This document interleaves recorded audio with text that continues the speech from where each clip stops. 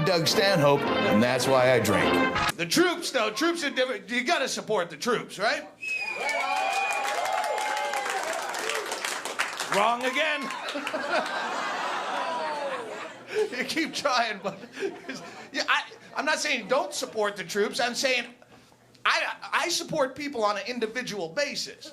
I gotta meet the troop first. If I meet the troop, he's a cool troop, and we drink, and he doesn't turn into a dildo, yeah, I'll support him. I'll support him no matter what he does. I'll write his specific name on the yellow ribbon so they know it's just PFC James Campbell or whatever his fucking name is, and then he can do whatever he wants. He could go AWOL or drop bombs on his own guys and Canadians or whatever, and I'll go, hey, he's having a bad day. I know that guy. I drank with him. He's cool. Right? But some troops are dickheads. Some troops are, you know them, some are fucking assholes. I was down in Killeen, Texas by Fort Hood. There was a troop down there in a bar, and he wanted to hammer my head flat because I accidentally dumped over his piss-warm draft beer. And he was fucking, you know how they get the fucking forearm swinging forward? The fucking monkey redneck fucking, oh, you want to kick my ass? I didn't support that troop during the war. I did not. That troop was a shithead, and I hoped he died first. That's the only reason I watched that boring. Yeah, no, I wanted to see his little peanut head explode on CNN on a choppy satellite feed, because he's a fucking asshole. He's not fighting for your freedom. He's fighting because he's a psychopath that wants to kill somebody. He found a good outlet, and that's good, right? That's why I'm pro-war, as long as it's voluntary. This war was voluntary. I mean, there's no draft. They weren't yanking kids out of the inner city and making them go fight a war. Everyone who joined the military military because they kind of want to go kill other people, right? And that's good. That's your instinct. Your instinct is your true God. Follow it. If you just want to fucking kill someone, there's a place for it. Go to the military. As long as people who kind of want to go kill other people are going to kill other people who kind of want to go kill other people, you're killing all the right people and opening up all the best parking spaces, because people who want to kill other people are the last people I want to party with, because I get mouthy when I drink. So go, have a big killing free-for-all. Make up wars. Fight over Antarctica. Call it Manifest Destiny, and do it on, do 12-man teams from different countries on paintball fields with real weapons, and put it on pay-per-view. Your priest will tell you that abortion is wrong, because your priest will tell you that life begins at conception. But a priest will also tell you it's okay to suck his dick when you're only 12. So maybe his timing's just off.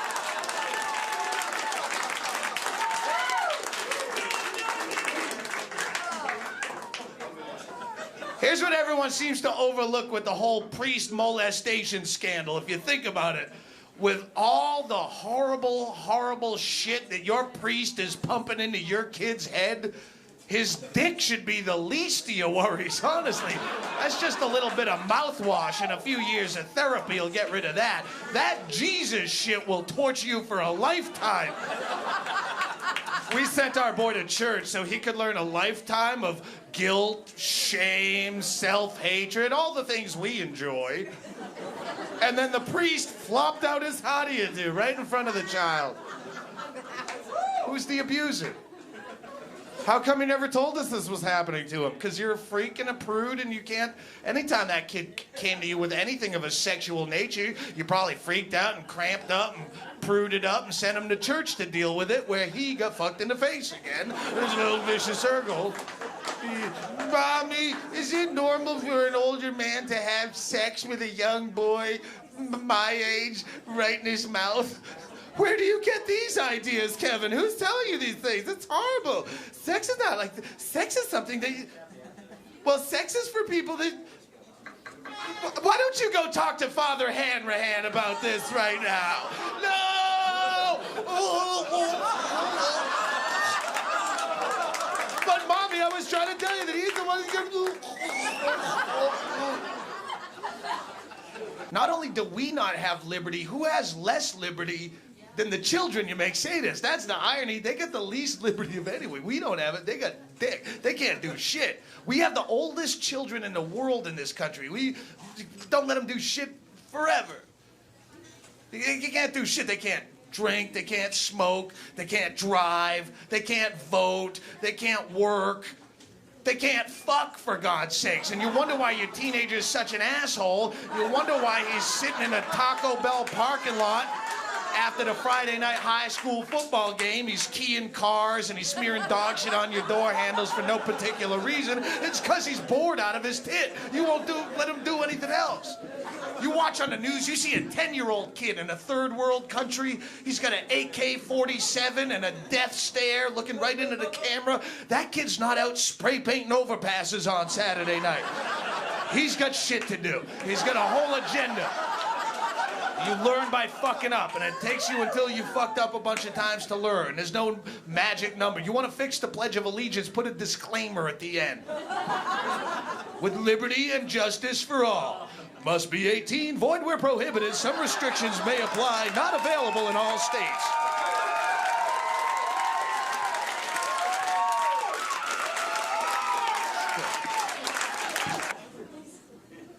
If you're gonna pledge blind allegiance and call yourself American for a government that fucks you on a regular basis, democracy's the worst kind. I'm sorry, but it is. We get to pick our leaders. Well, what if I don't want a leader? Where does that vote go? I do good on my own. I don't want to be led. Is that freedom? American Idol was the #1 show on television for the last 2 years. Those are the people picking your leaders with less insight than they put into whether fucking Ruben Stoddard should win an award. It's dumb. You're gonna... Would you call yourself a Christian if they had a new Jesus every 4 years? You want to make a difference in the world, here's some things you can do. First, you work for a major corporation, fuck stuff up, break stuff. It's good for the economy. It drives their prices up. It makes the small businessman competitive again.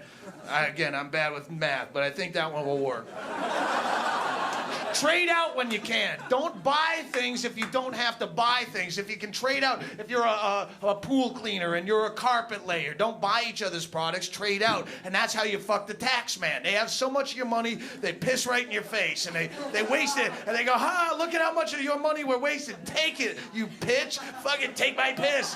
They spent $30 million advertising the new $20 bill. $30 million to put TV ads. This is the new $20 bill. Who's the competition? What do you need to advertise? Ah, well, we had to spare $30 million because we're pissing in his face. Ah, give me $30 million while I fucking piss in your face. What do you think? I'm going to start spending Costa Rican colones if you don't give me... I don't like the new 20. It's more of an autumn color. I'm a spring. Take jury duty. This is how you beat him. Everyone tries to get out of jury duty like it's a big pain in the ass, but it's honestly the easiest way you can make a difference as a single human being. If you take jury duty and it's any kind of bullshit crime, any kind of drug possession, any prostitution, any victimless crime, anything that's none of your goddamn business, and you just say not guilty. If it's any kind of IRS bullshit, any .09 DUI, come on. You say not guilty. If it's any kind of class action lawsuit where some douchebag, her kid died in some weird fashion and she deserves compensation because there was no warning on the box that if her kid swallowed a Lincoln log sideways that he could have a bad day. So she wants $8.5 million because nothing spells relief of loss of a loved one like $8.5 million. It's just the principle of the thing. Yeah. Sue for $1. It's about my baby. He swallowed Lincoln logs. It's terrible. Not guilty. Is what I'm saying? No matter how guilty they obviously are. In fact, the more guilty they obviously are, the funnier it is when you say not guilty. The guy can be guilty as shit and sweating, big shaky crackhead, and making up lies, yanking rabbits out of his ass for the judge. No, Your Honor, I was down in Colombia. I was in Colombia because I had to take a landscaping job for a weekend through a temp agency. I was a Kelly girl. I'm mowing lawns, but down in Bogota, you gotta work naked for some reason. It's a weird custom that they have, but I didn't want to complain. I needed the gig, man. My rent was due. So I was bending over to pull start that lawnmower, and all of a sudden, a small, dart-headed frog that's indigenous to the area, it sprung out of the shrubbery, and it went fa-foom right into my rectum.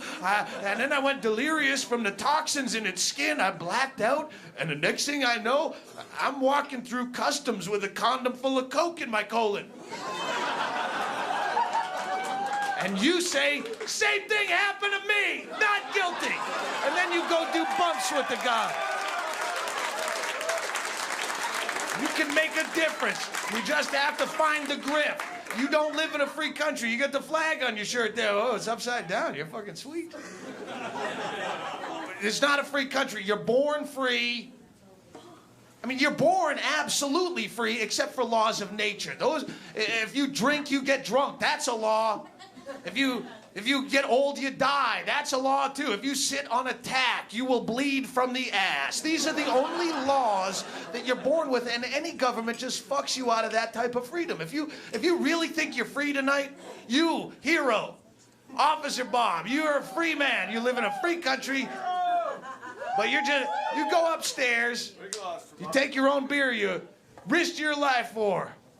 You sit on the hood of your monster truck in the parking lot and drink your beer and see how long it is before actual veteran cops come by and pound on you with truncheons on the kidneys to show. Why can't I do it? I'm just having a beer. I don't know.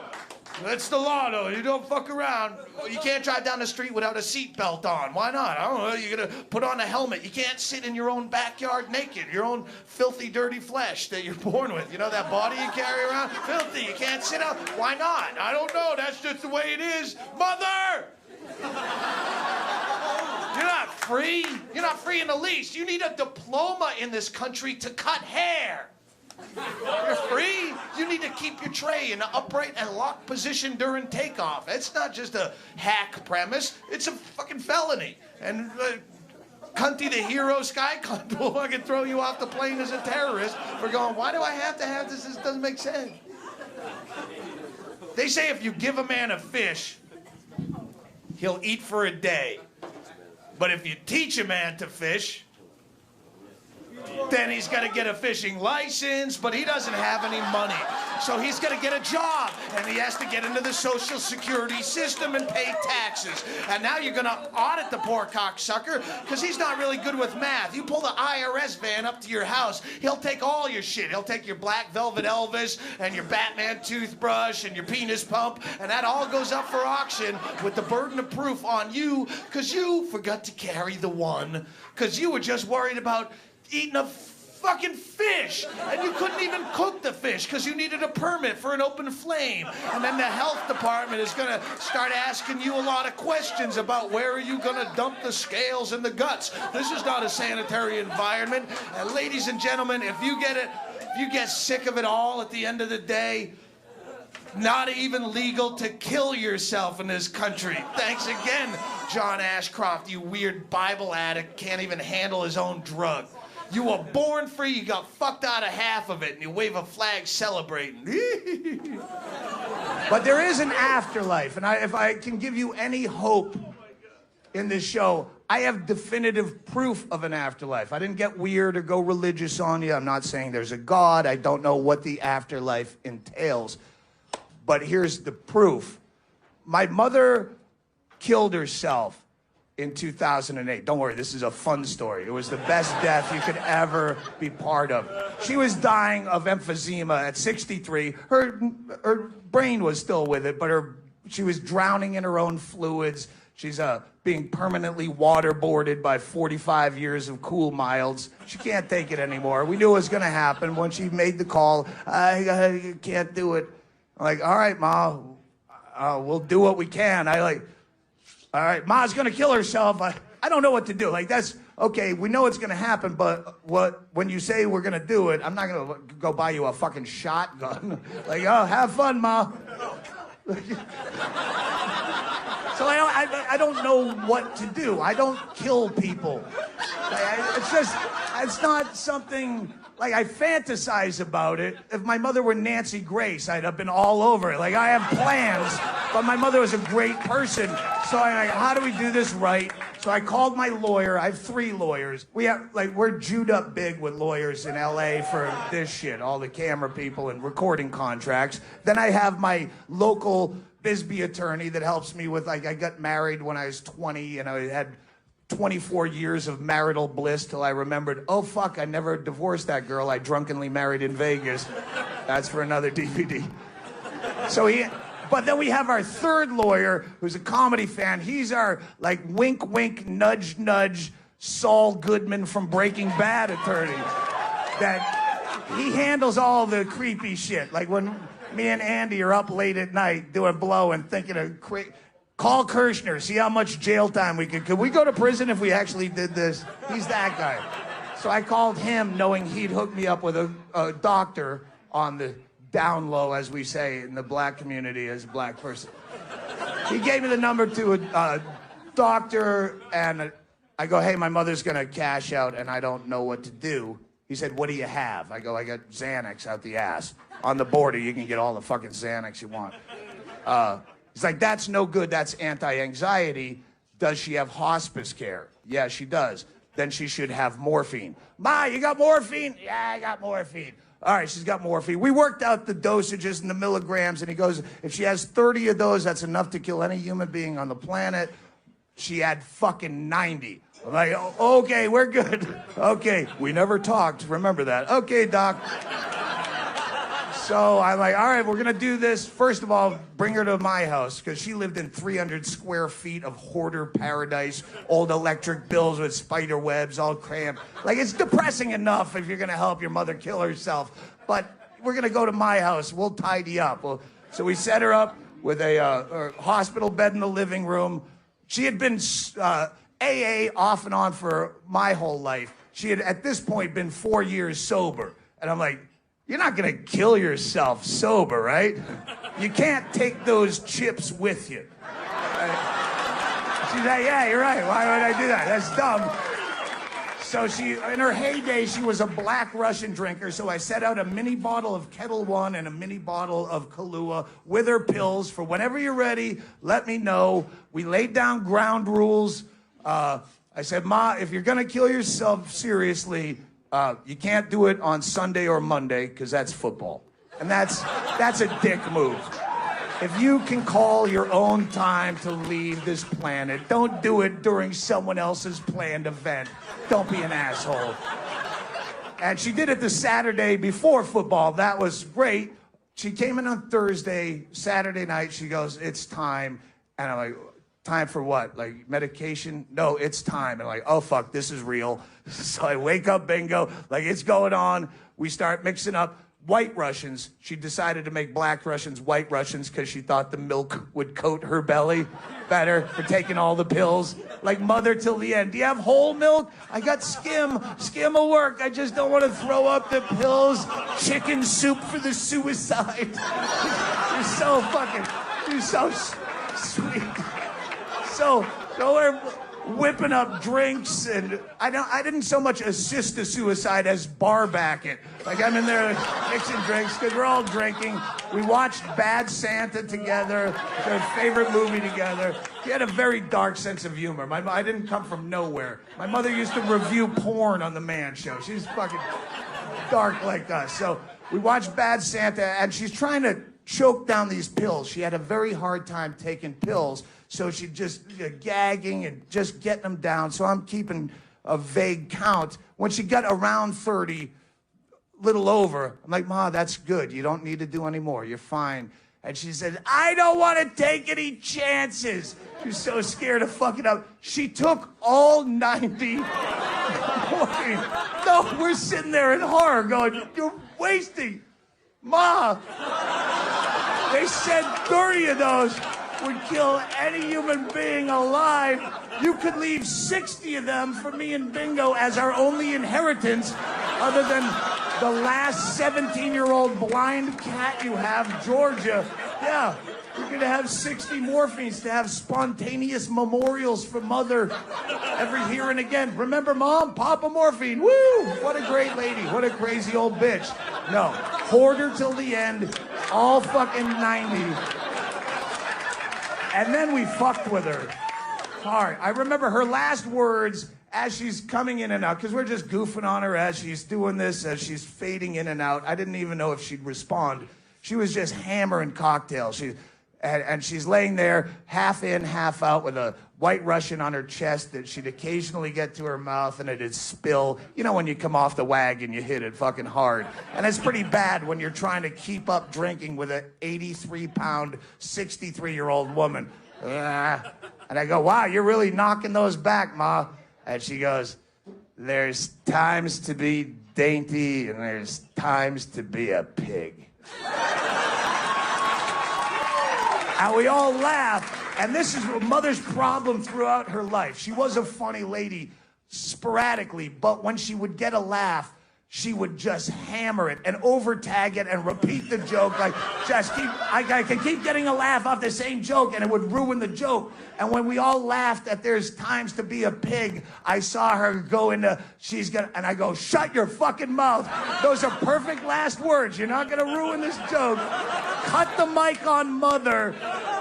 And then we just roasted her as she fell in and out. We just did a Friars Club roast, making fun of her and making it a fun, dark suicide. Ma, wait! They found a cure! I love you. Fuck you. I was a bad mother. I love you. At one point, I remember I said, Ma, if there's any kind of white light situation, that other side that you get to, if you can communicate with us Houdini style, see if there's any way that you can make the Saints cover 8 points at Oakland tomorrow. Because I have money on the game. And they did. The Saints fucking blew them out. October 12, 2008. The Saints won 34-3. I'm not saying that's proof of an afterlife. That was just $40 that I won. Proof of the afterlife is this. If there were no afterlife, how could my mother have bought me and my friends so many nice things from the Sky Mall catalog on her credit card 4 days after she'd passed from this earth? Answer me that, Your Honor. Answer me that. In fact, I'd like to enter these credit card receipts into evidence against the advice of my attorney. Look at that. 4 days. I had to swear on your Bible just to testify in my own defense. Your silly fake Jesus only lasted 3 days before he ran out of that cave like a pussy. My mother, 4 days, relaxing up there. She's drunk eBaying like I do.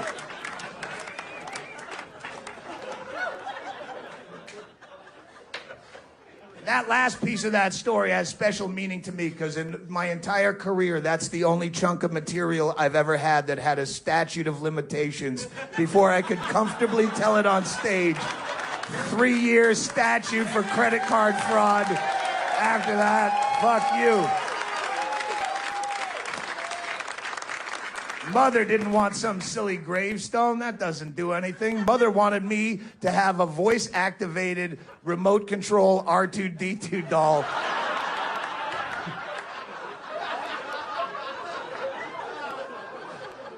I'm just saying we all occupy in our own way. You occupy your fucking filthy Portland hippie selves because you hate the 1%. And you hate the banks because of their predatory lending practices against the people and enslave them in a lifetime of debt. What'd you do about it? You stunk up a park for almost a year. I occupy far more efficiently. Maybe you should look to me for leadership. I hate the banks as well, as we all do. How did I fuck them? I spent 3 hours jacking up Mother's Chase Bank Visa card after she's dead up to its $10,000 limit, buying dumb shit that no one needs and sticking them with the bill because she had no estate except for that blind fucking last cat. If you want to repo that, have at it. That actually caused damage to the bank. Not sitting around with a dog with a kerchief and a cardboard sign, slapping on drums in a drum circle. The fucking Occupy movement was such a letdown because you seemed like me, angry, and we're going to take to the streets, and holy shit, around the globe, people are, fuck this, we're going to do something. And what did you do? You fucked up a park. All you fucked up in a year is some guy's day who wanted to throw a frisbee for his dog, but he couldn't because you're all camped out there. You hate the banks? Don't fuck up the park, fuck up the bank. Who's in charge of this project? Next time, me.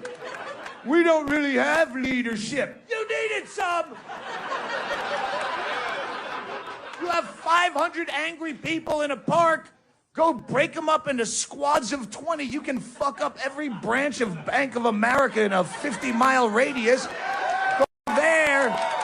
And not as anarchists either, throwing bricks through the windows. What are you, a fucking teenager? Have some ingenuity. You line up as customers at 8 o'clock in the morning. They only have 2 desks to do actual commerce other than cashing checks and shit. You clog up those 2 desks as bogus customers, sit down, cross your legs, apply for frivolous loans all day long. That's a lot of paperwork for every frivolous... Yes, I need $1 billion for an ant farm. Sharpen some pencils. That's a big stack of paperwork. I'd love some coffee. You comb your dreadlocks over to one side, put on your $3 Salvation Army suit, and you clog up all their time. Or you could deny me the right to apply for the loan, and then I sue the fuck out of you for discrimination, causing even more damage to your bottom line, rather than just sitting out there in a park getting tear gassed by cops. What does that do? What are you accomplishing? I got it on tape. Police abuse. Yeah, police abuse people. That's how it works. You're never going to win. Yeah, well, you're going to fight that, and eventually they'll go, it was justified. I was laying there. I'm paralyzed. I was face down in the park. They tased me. Justified. Yeah. Why aren't you the cops? That's a better idea. You had a fucking year in a park. The first week of Occupy, you should have culled everyone with no police record out, made them go apply to be police. You'd have had people that have gotten through the academy. They're in the works now. They're moles on your side. They're sitting in there in a riot helmet with a Bluetooth underneath the Star Wars helmet, calling you in the park, giving you heads ups. Hey, Kevin, you might want to put on a gas mask around 7:45 a.m. You know what I'm saying? Thanks, Shane, but we're already wearing gas masks because we haven't showered in 7.5 months, and Angela's snatch is really starting to reek up the pup pen something ferocious. But keep fighting the good fight. Power to the people. Good Christ. You could have done so much with that. There's a fucking million ways you could have been clever. That's why I love, like, WikiLeaks and Anonymous, because they're actually in there. They're fucking with the system. They're not sitting around chanting, slapping bongos. Bradley Manning didn't get to release all that information by sitting in a drum circle. He had to get inside. That's why you should fucking read up on Scientology, and I'm serious. Scientology is brilliant. If you read this book, Inside Scientology, it's a breakdown of how that evil motherfucker created that religion in a modern time. Every other religion people believe in, you only believe in it because all your ancestry did. This guy had to create this and sell it to adults recently. It's as stupid as any other religion, but how did he do it? How did he create this Leviathan? Read this book, Inside Scientology, and apply those evil tactics to Occupy, and you have a fucking winning recipe. You follow L. Ron Hubbard's intimidation, infiltration, harassment, blackmail, complete abuse of the legal system, where you just turn a crossed-eye stink look at Scientology and they'll sue you into poverty. You use that for good. You know what L. Ron Hubbard didn't have in his master plan for world domination? Drum circle. It doesn't do anything. You're just sitting there. No one wants to hear that. It's annoying as shit. You had enough time in a year to learn how to play real instruments. You could have had a whole New Orleans-style jazz swing band that people want to hear. Boom, boom, boom, boom. But instead, what? I'm not against you. I appreciate the passion. I don't know how anyone who has a cause in life where they put that much time and effort into trying to change something. How do you pick one thing? How do you wake up in the morning and look at the billions of things that suck on this planet? You log into your Yahoo News and it's just countries you didn't even know were countries have problems you didn't even know existed. How do you pick one sliver of that and decide that's the one we have to print up t-shirts and have a car wash?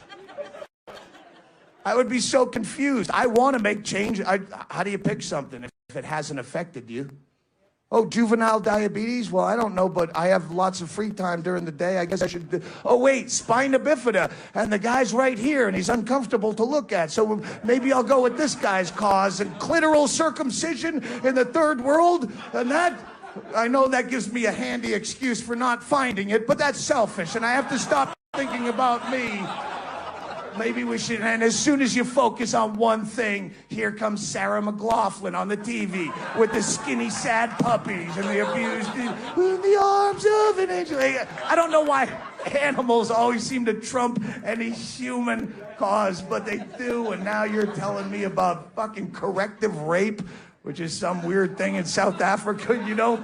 Corrective rape is where they gang rape lesbians to try to cure them, and I'm behind that just to bring attention to it because the term corrective rape is such a good comedy reference that I demand a bigger laugh when I mention corrective rape, but no one knows about it, so I want to bring attention to your cause.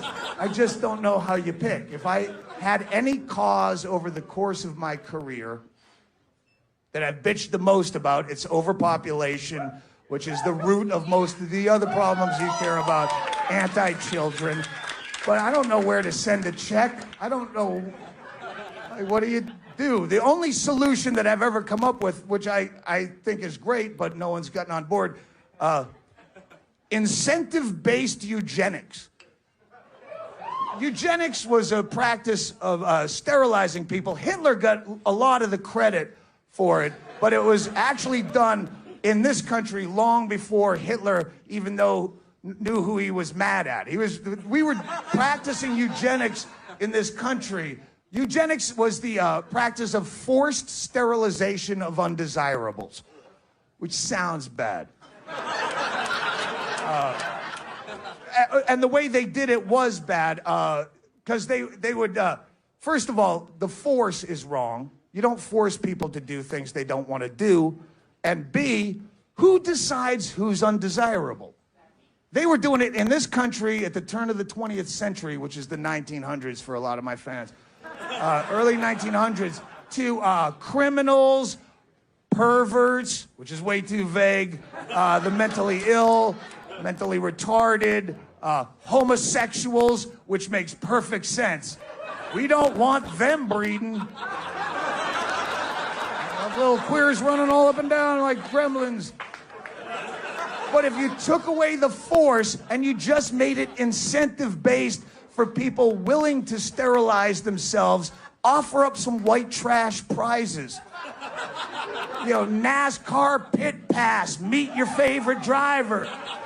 All you gotta do is snip the sack. Really? Year supply of Sunny Delight. You want some Sunny D, don't you? All you gotta do is putty up that front hole, lady. You still have 2 holes left to trick guys out of drinks at the bar. What do we gotta do? Are you telling me if I cut off my balls, I'm going crossbow hunting with Ted Nugent? Well, shit, yeah. No, sir, wait, no, you don't actually cut off your balls. We just make a small incision with a local anesthetic. Fuck you, I want you to cut off my whole balls. I'm gonna hang them from my rear view mirror like a lucky rabbit's foot I'm going crossbow hunting with the Nuge. I ain't never won nothing in my life.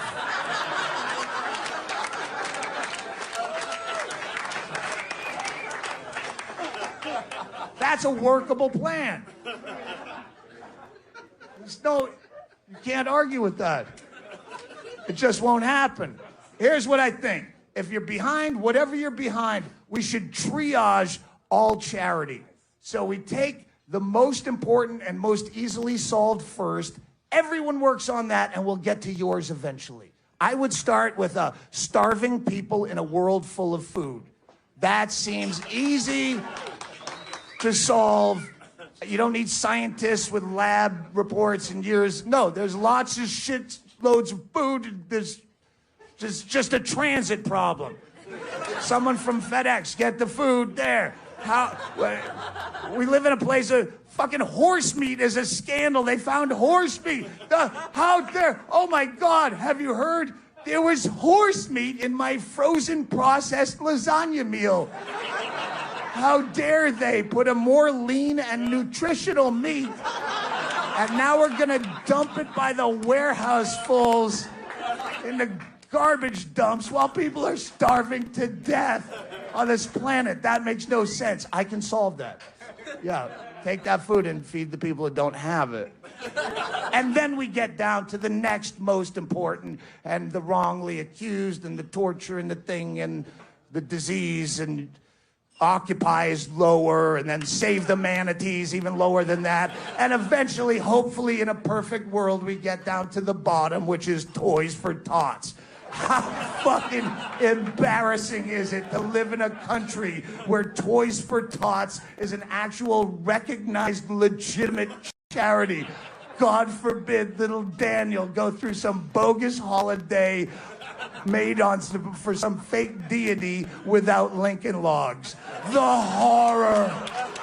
The horror. That's why they have to have Marines and bikers enforce that shit like henchmen. Because otherwise you just go, fuck you, toys, there's starving people. And then some big fucking crew cut guy, I fucking fought for your freedom. Give me a goddamn Lego for the kid.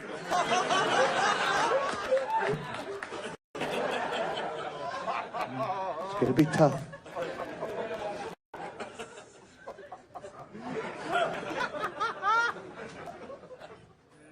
Whatever your cause, your charity, or your drive, or your effort, audit it. Make sure, because so much of it is symbolism over substance, where people think they're helping by doing nothing. Audit all the time and effort and see if you're actually affecting change, rather than just, oh, we're going to have a 10K fun run for the cure. Come on down on Sunday. It's a 10K fun run for the cure. Why? Why? When has running ever cured anything? I don't understand the cause and effect on this. Is that how Jonas Salk cured polio? Is by speed walking around the track down at St. Mary's High School with a wife beater on and a paper number safety pin to his back? Oh, we're doing it for the cure. How are you curing anything? Well, what I do is I get sponsors. And every time I go around the track another time, my sponsor gives me another quarter for the cure. So I gotta go as many times as I... Are your friends that sick and sadomasochistic that they wouldn't just cut you a check outright for the cure? They make you do weird shit first? Larry, you know, my daughter was born with cerebral palsy, and we're trying to get a big fundraiser going. Really? Yeah. How many hard-boiled eggs will you eat? Come on. Come on. You love your kid, right? Come on. No, they would cut you a check outright, but you're that much of a fucking megalomaniac that you have to make the cure about you. You need spotlight in this. You could just get a check, but no one's gonna fucking be... Oh, no, you know, the truth is I do this same speed walk at St. Mary's every morning at 6:30 before work with my Labrador, Sheba, trying to shed a few pounds, you know, but no one claps for me then and calls me heroic, so I'm going to do it on Sunday afternoon for the cure, and everyone's going to go, go, Ray, go! Yeah, you could do, but you want to fucking... It's a 10K fun run about you fucking megalomaniac. Stop it. You know you're not doing shit. You could just get the check from your friend and then actually do something that means something other than running. We're getting donations and we're petitioning City Hall for a spot in the park to make a big granite slab for the victims and the sufferers and the survivors of the thing. And then we're going to painstakingly etch each name of the people into the stone at great expense. For what? It's a fucking chunk of rock. It doesn't help. Put that time and effort and money into actually something that's calculated, that actually helps. We're gonna knit a SARS quilt. It's gonna take all summer long. Because there's people with SARS and they're chilly with SARS and they need a quilt. What? We're gonna have a prayer circle. We're gonna have a candlelight vigil at midnight. Could you do less? Mathematically, ask your accountant if there's any way you could do any less than that. Well, we are raising awareness. Raising awareness is another form of doing nothing. Only now you're making me aware that the nothing that I've been doing is not up to par with the nothing that you're doing for such a noble cause. Why don't you do my nothing for your cause? We'll watch Storage Wars for the Cure, and then we'll both be happy in our impotence, and we'll find out what's in that safe. Are you aware of breast cancer? Fucking the entire month of October is Breast Cancer Awareness Month. The entire country turns pink. So you can't not be aware of all your products. You go to the grocery store. Usually I buy the Progresso soup, but this month I'm gonna get the one with the pink ribbon, so I know that I've done all I can to help my fellow man. I don't read the fine print that says 0.00001 cents of every can, up to a very minimal amount, goes to... Oh, it actually goes nowhere near a titty ever at all. It goes to more promotional material asking for more money and to give very dubious medical advice where a lot of titties get chopped off that didn't need to because we're an industry, not a charity anymore. I don't read that part. I just see the pink ribbon and know that I'm helping. You've destroyed the color pink. There's no need for that. The color, I like the color pink. You've ruined it. You see pink, that's all you can think about. I have a pink bedroom. My bedroom is pink. I can't sleep in it during October because you just see the color and all you think about is giant metastasizing titties sucking the life out of some poor woman. Why you fuck up a color? Associate it with something else that's negative. You know, traffic and weather brought to you at the top of the hour on fucking 6:20 a.m. Hey, traffic sucks again. This is brought to you by breast cancer.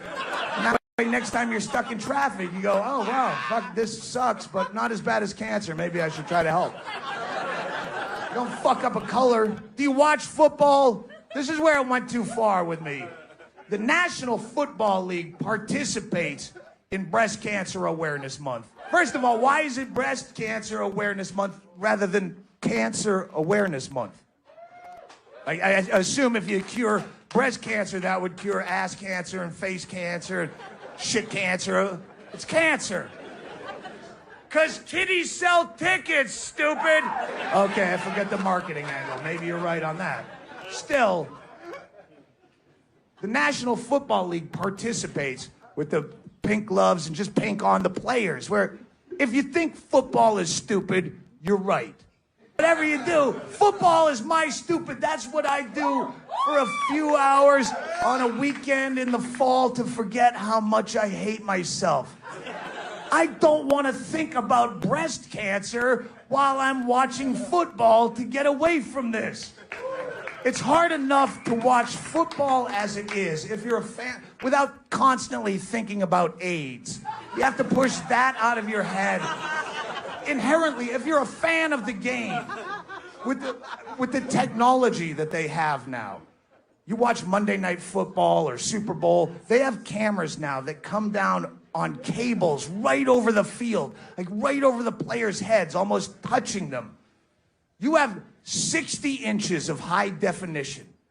You have a camera panning around 11 men bent up in a huddle, presenting these beautiful, thick man asses. And it's zooming in on each one.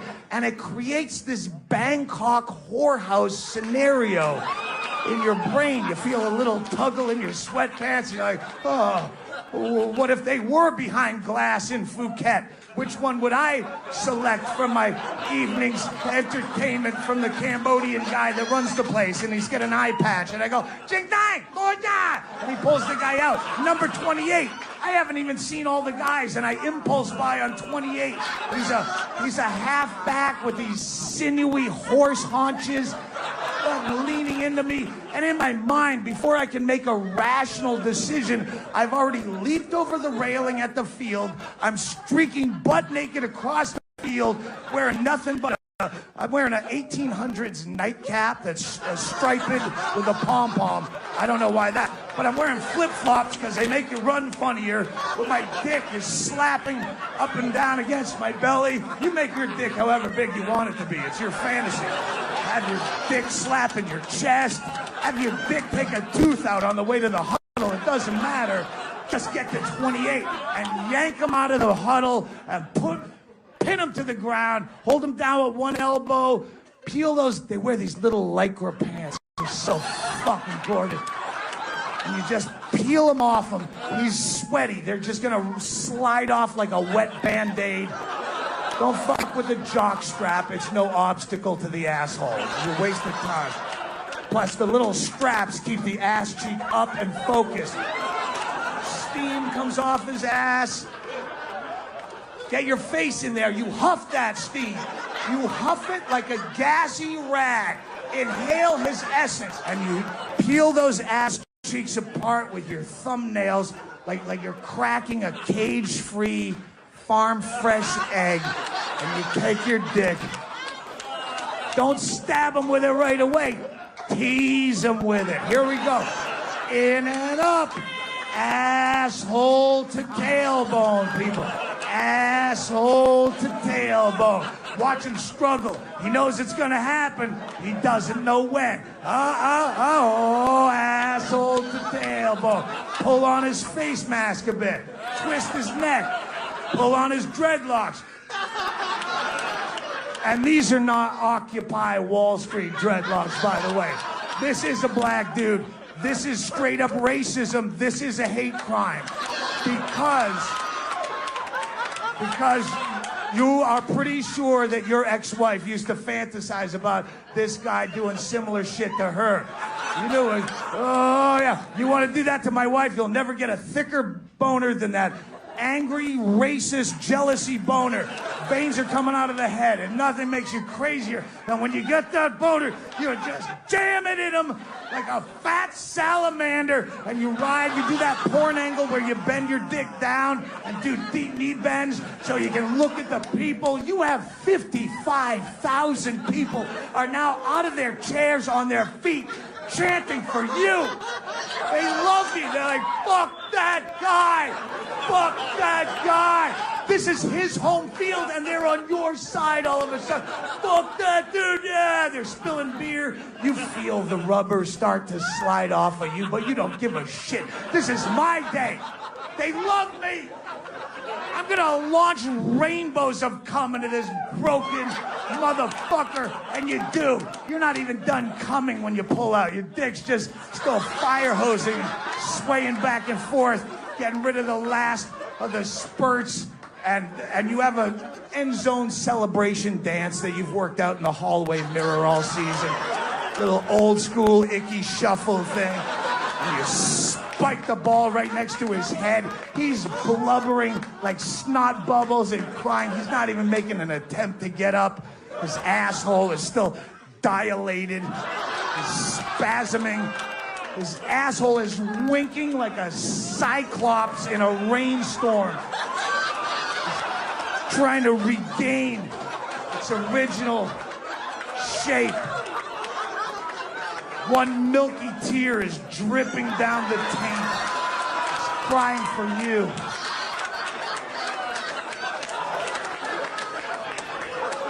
And you float out of this perfect Sunday afternoon and this perfect daydream back into the stark reality of it's just you as some bloated post-middle-aged dude with, you got lumps of yellowed gummy cum in your gut hair, and you look around, you feel immediate remorse and shame.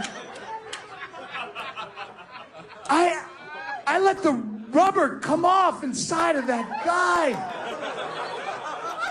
How irresponsible is that, knowing what we know today, to just bareback fuck a guy? I don't know where that guy's been. I know where he's going. He's going into free agency. He's fucking 32 now. He's got shit knees. He's lucky if he's warming a bench in Jacksonville. But I don't know where he's been to just bareback fuck the dude. I could have fantasy AIDS as we speak. And I'm gonna do it again. And as you're dealing with this, you want to escape, you look at the TV, pink shoes, I have to think about breast cancer on top of this problem. You're ruining the integrity of the game, breast cancer. This is what we do on Sundays to forget how much we hate ourselves.